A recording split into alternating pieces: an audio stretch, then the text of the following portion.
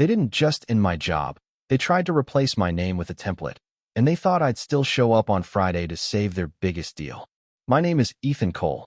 I'm 47, and for 15 years I was the quiet spine of client relations at a biotech firm called Novabright Bioworks.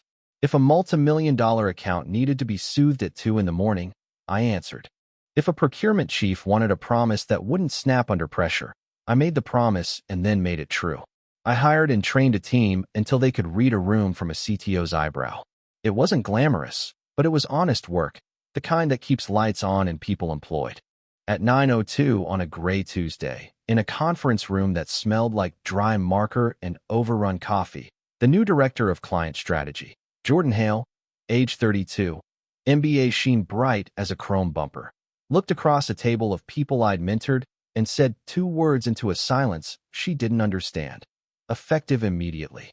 My hands stayed flat on the table. Steady hands calm everyone else. I hope the client presentation goes well on Friday, I said. Pen stopped moving. The room recalculated itself around those words. Mara Chun, my senior analyst with a mind like cogs that never slip, closed her laptop as if tucking a child into bed before a storm. Theo Lin, our international liaison, stared down at his notepad and drew a perfect square with his pen, a habit that meant do not flip this table right now. Jordan tilted her head, a neat expression that belonged on a panel, not a battlefield. What do you mean, Ethan? You'll figure it out, I said and stood. I walked to my office and took down 15 years in 2 cardboard boxes. Photos from product launches we'd willed into existence. Plaques clients never give unless they mean it. A ruled blue notebook with dog-eared tabs. And a white ceramic mug my daughter made in art class that says world's best dad in letters that lean like they're learning to stand. Jordan followed and hovered in the doorway like a moth that thinks it's a lighthouse. About the Ironvale Systems pitch, she started. Not my problem anymore, I said, sealing a box. She left without answering. The doorframe kept the warm echo of her hesitation like heat after a body moves. People drifted past my office one by one, the way coworkers do when the floor opens under someone and everyone checks the ground under their own shoes. No speeches, just the rituals, longer handshakes, a thumbs up that meant I'm still here if you need me, a nod that said I'm sorry without making me hold their sorrow too. Mara lingered last. This is wrong, she whispered. It's business, I told her, because that's the spell we cast so we can stagger to lunch. We both knew better. Truth is, I saw this coming. Since the day Jordan arrived with a glossy deck about modernizing touchpoints and a habit of gently undermining whatever wasn't hers. She scheduled alignment calls with my biggest accounts without me. In meetings, she said, just curious, before questions that put hairline cracks in decisions she hadn't read the email threads for. She reorganized our filing tree because fewer subfolders feel faster. She adored dashboards and despised context. Last week she'd told Marcus Reeve, our CEO, that my old-school relationship style was expensive to maintain and almost artisanal. What she didn't know is that I keep records the way a medic keeps gauze. Not to weaponize. Just because when something starts bleeding, you don't ask who invented cloth. You wrap the wound. I had dates, quotes, meeting notes, and a timeline that showed her pattern in small, careful lines. I also had a plan for the day the floor went out. In 15 years of managing accounts that could crater careers, you learn to pack a parachute before the alarms ring. I loaded the boxes into my truck, drove home, and walked into a kitchen that smelled like coffee and rain. Lila, my wife of 22 years, didn't ask a question I'd have to answer badly. She set a mug in front of me and waited the way people wait on a porch when thunder's still miles away, but inevitable. How bad? She asked finally. Could be worse, I said, because dignity needs one sentence to breathe. We sat looking at those boxes like they were new furniture we hadn't ordered. Something sharp settled in my chest. Not rage, not grief. Clarity. Jordan had made a mistake she wouldn't recognize until Friday at 10 a.m. when Ironvale's crew walked in expecting me to translate their blue ink requirements into a plan that would actually work. Jordan thought presentations were slides. Ironvale thinks presentations are proof. The proof lives in a blue notebook and in 1,000 hours of conversations that never touched a server.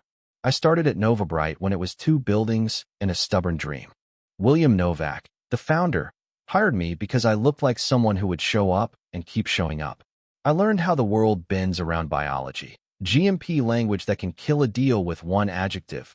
FDA timelines that seem like weather until you learn the currents. Customs bottlenecks that swallow shipments unless you've already bribed the clock with perfect paperwork. I learned French swears from a partner in Lyon when a pallet vanished in transit, and I learned that engineers named Perique will remember forever if you send them dashboards instead of raw CSVs. By 30, I ran client relations. By 35, my name was shorthand in procurement departments for, "We won't have to babysit this vendor." During the recession, when competitors folded like cheap chairs, our accounts held because the people on the other side didn't see NovaBright. They saw Ethan and a team that answered on Sundays. William eventually retired. His son Marcus slid into the chair and opened the door for consultants like a maitre d' who mistakes noise for proof. He loved words that turn people into cost centers. Optimize, rationalize, transform. Jordan was one of those words in heels, clever, fast, and in our line of work, unseasoned. 3 weeks ago, I came in early and heard her through the war room wall, voice low and precise on a call with corporate. "Ethan's methods are bespoke," she said, tasting the word like it was quaint and inefficient in equal measure. "Clients respect him, but this isn't scalable. With the right templates, I can deliver the same outcomes with half the overhead." Half the overhead meant Mara, Theo, Jules, Amira, people who keep promises from becoming apologies. Mara had spent nights building calibration tables for Iron Veil's biosensor arrays. Theo learned Mandarin, so our Shanghai partner's best engineer wouldn't have to pretend to understand quick English over a crackling line. Jules kept the CRM clean enough to eat off. Amira was our quiet wizard of regulatory maps. Half the overhead wasn't math. It was a memory wipe disguised as progress. I should have confronted her. But there was a $30 million pitch in 3 weeks, and I did what people like me do. I kept my head down and made sure the work would sing. Iron Veil wasn't a deck, it was a choreography. The CTO, Dr. Liang, hates grandstanding and loves data that looks like it was pulled at 2:17 a.m. from a machine that still smells like ozone. Their procurement chief, Anika Kapoor, makes decisions at 7:30 with coffee, not at 3 in a boardroom full of ties. Their lead engineer, Perique, will mark you for life if you bring a donut chart into his proximity.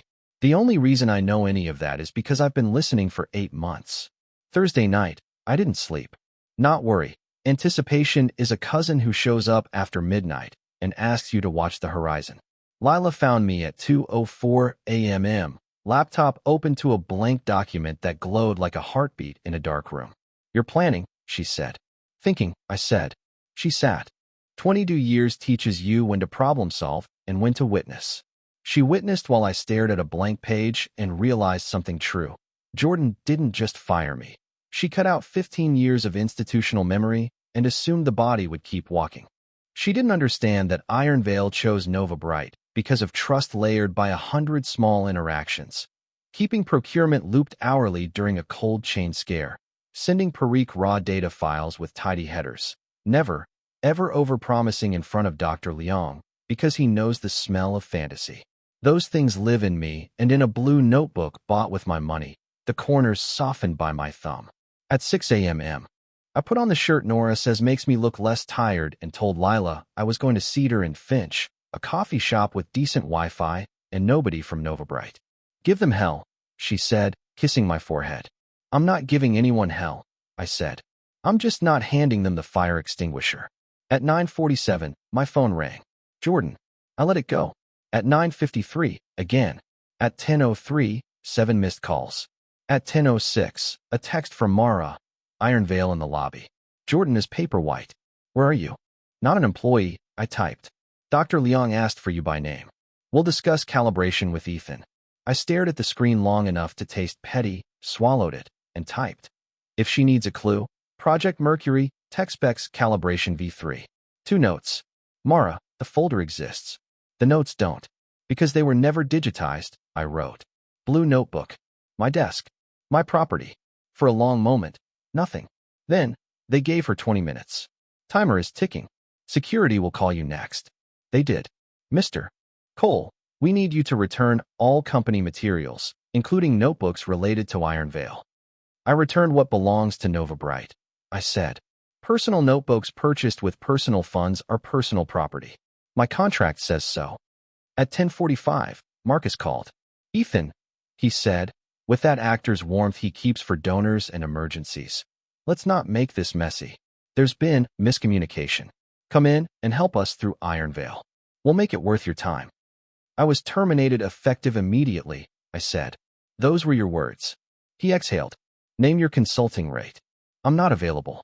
At 11:31, Mara again. They left. Dr. Leong. If the person who promised us the plan can't be in the room, this isn't our vendor. At noon, Jordan called. I answered. You have to help me, she said. This is sabotage. This is consequence, I said. I'll report you for withholding. You had access to the servers, CRM, contracts.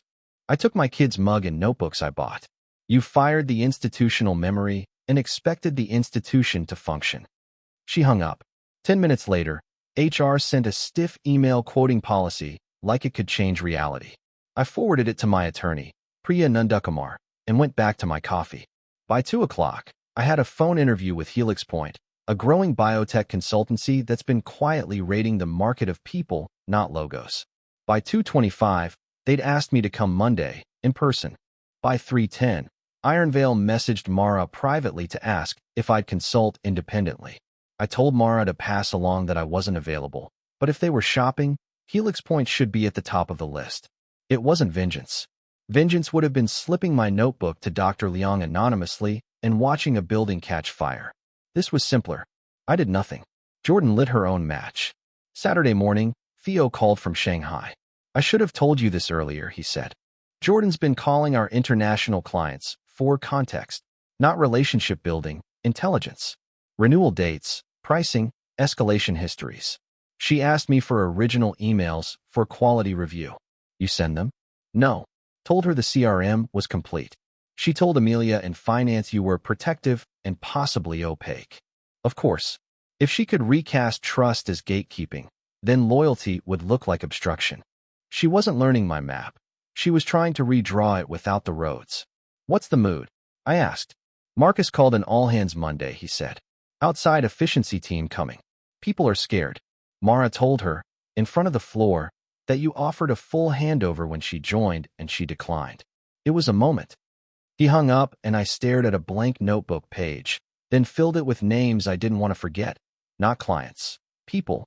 Engineers. Lab leads. Procurement chiefs. I wrote listen under each. Monday at 10, I walked into Helix Point under a sky that finally chose a color. The interview felt like oxygen. Patricia Vaughn, VP of Business Development, didn't ask how I'd scale artisanal trust. She asked how we'd keep promises in Q4 when the courier network always gets the flu. By noon, I had an offer in writing, Senior Director of Client Strategy, 25% salary increase, equity, a signing bonus that turned Nora's next semester from math into relief. I accepted, not to spite anyone, to build. While I was on the train home, Mara sent a link, a trade brief with a photo of a handshake. Iron Veil Systems selects Helix Point for $30 million biosensor program. I wrote to Patricia at Helix Point, treat Parik's data like a living thing. Raw files with tidy headers, no art. She replied with a thumbs up and a line. Noted. Bring the map with you Monday. On Wednesday, Theo called. Marcus fired Jordan yesterday. Security escort. Half the company applauded in DMs. The other half pretended the printer jammed loudly. How's the floor? Breathing. Shaky. There's talk of another outside assessor. He paused. You happy? I will be, I said. You think I'd fit there? His voice did that thing where it tries to sound casual and lands on vulnerable. They're building international. They need you, I said. You willing to trade jet lag for impact? Yes. I'll set it up. By Friday, Theo had an interview with Helix Point's global team. On Saturday, Patricia called with something bigger. Ethan, we're standing up a pharmaceutical consulting division focused on regulatory strategy and launch readiness. We need a founding director. Someone who knows faster than light promises don't help when the docket moves slow. Anyone come to mind? I thought of Mara. Passed over 3 times, patient as a vault, precise as a blade. I might know one person, I said. Sunday afternoon at Cedar and Finch, Mara arrived with careful shoulders. I slid the offer across. She read, put down the paper, then put both hands flat on the table like a person bracing against a wave. Is this real? She asked. Real, I said. Build it your way. Hire who you trust. I'll fight upstairs when you need air. I was going to take Marcus's offer to run client relations, she said. I think I'm done being the patch kit. Then stop patching. Start building. Her laugh was small and wild at the same time. When do I start? Monday. By the end of the next week, Helix Point had 3 former Nova Bright people on payroll. Not poached. Chosen. Not out of bitterness. Out of direction. 3 months later, I stood in a glass room that didn't buzz like tired lights. The numbers weren't just up, they were healthy. Ironvale's implementation hit its milestones and generated referrals before we even sent the case study. Mara's division, a handful of people with scary notebooks and calm voices, had moved 2 clients through pre-approval faster than anyone expected. Theo had opened 3 markets and sent a photo from Seoul at midnight captioned, "Worth it." Patricia set a report in front of me with a practiced smile that I was starting to trust. Your team is exceeding projections, she said. Ironvale alone spun off 5 inquiries. Mara's group is 200% over target. Theo just dragged a hospital network across the line using nothing but a whiteboard and charm. It's not charm, I said. It's respect that doesn't talk down. That afternoon, an email hit my inbox like a memory. Coffee? Marcus. We met at Cedar and Finch because some rooms become witnesses whether you want them or not. He looked older from the inside out. I owe you an apology, he said. I believed a slide deck over the people who built the slides. I let efficiency steamroll memory. How's Novabright? I asked. Bloodied. We lost 4 majors after Ironvale. Laid off 15. The stock looks like a ski slope. The board reads me numbers like a eulogy. He lifted his eyes. Would you consider coming back? VP of Operations. Client Relations, Business Development, full control. Double your comp. It's not the money, I said. What is it then? Trust, I said. You chose to believe relationships were friction. You let someone who didn't know our work speak for it because she spoke quickly. I can't build on that. Not now. He nodded, a small, tired acceptance. I was wrong. Yes, I said, because not saying it pretends it doesn't matter. Fix what you can. Start by listening to the people who still show up. He left half his coffee and walked out like a man who wished doors came with instructions. 6 months after effective immediately, Helix Point announced it was acquiring the consulting units of 3 smaller firms, creating the largest independent pharma advisory practice in the region. They named me SVP, Strategic Development. My mother clipped the article and mailed it with a sticky note that said, "Proud of you. Eat vegetables." Lila put it on the fridge like we were back in 3rd grade. Nora called from campus. Dad, my professor used the Novabright mistake as a case study. I told her the guy in that story makes legendary scrambled eggs. I told her the secret is low heat and patience, which, incidentally, works for careers. Meanwhile, Novabright's board asked Marcus to step aside after a winter of missed targets and acquired illusions. Jordan resurfaced as head of change at a Denver startup that discovered, 8 months later, that change without competence is just chaos with a lanyard. Her LinkedIn called it a wind down. The world calls it something else. People love revenge to be noisy. Handcuffs, headlines, courtrooms. That's not how this ended. My payback arrived in quieter ways that last longer. It showed up as better mornings. It looked like a Slack channel where the loudest voice didn't win by default. It sounded like a client's first call starting on time because we respect calendars. It felt like Mara's calm, 2-sentence debrief after an FDA success, followed by a GIF she immediately regretted and didn't delete.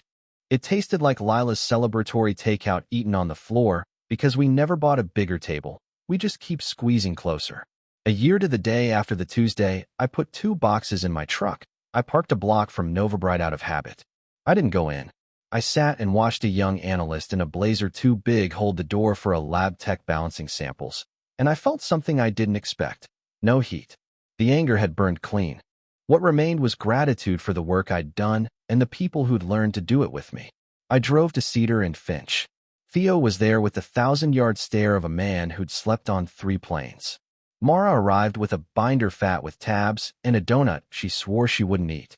We told the sort of stories that only make sense if you've carried the same weight.